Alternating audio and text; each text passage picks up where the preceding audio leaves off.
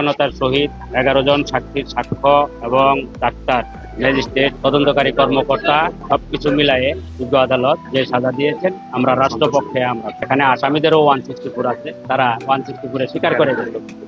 আজকে একই ঘটনায় একই মামলায় এই দুইটা মামলার আজকে রায় হয়েছে, ঘটনায় একই। যা 3 জন আসামি প্রাপ্তবয়স্ক, তাদেরকে যাবজ্জীবন সাজা এবং 1 লক্ষ টাকা জরিমানা করেছে। আর যেটা শিশু মামলা, যেহেতু শিশুর সর্বোচ্চ সাজা 10 বছরের উপরে দেওয়া যায় না, তাদের 2 জন শিশু, একটা হইলো অমর আর একটা হইলো ফালান, তাদেরকে 10 বছরের সাজা এবং 1 লক্ষ টাকা জরিমানা করেছে। এটা কামরাঙ্গীরচর থানার একটা মামলার ঘটনা। এই ঘটনার হইলো আপনার হাসাননগর, এটা জায়গার নাম হলো হাসাননগর, কামরাঙ্গীরচর থানায় নূর আলম সাহেবের নির্মাণাধীন বাড়ির সামনে গলির মাথায়, নির্মাণাধীন বাড়ির উপরে আর কি নিয়ে এই ভিকটিমকে অপ্রাপ্তবয়স্ক সাদিয়া তাকে গণধর্ষণ করে ওখানেই রেখে আসামিগণ পালিয়ে। সর্বমোট ছিল 5 জন, 3 জন প্রাপ্তবয়স্ক আর 2 জন হলো অপ্রাপ্তবয়স্ক।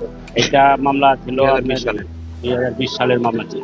বাদী পক্ষ আমরা যেহেতু সর্বোচ্চ সাজা পেয়েছি, বিজ্ঞ আদালত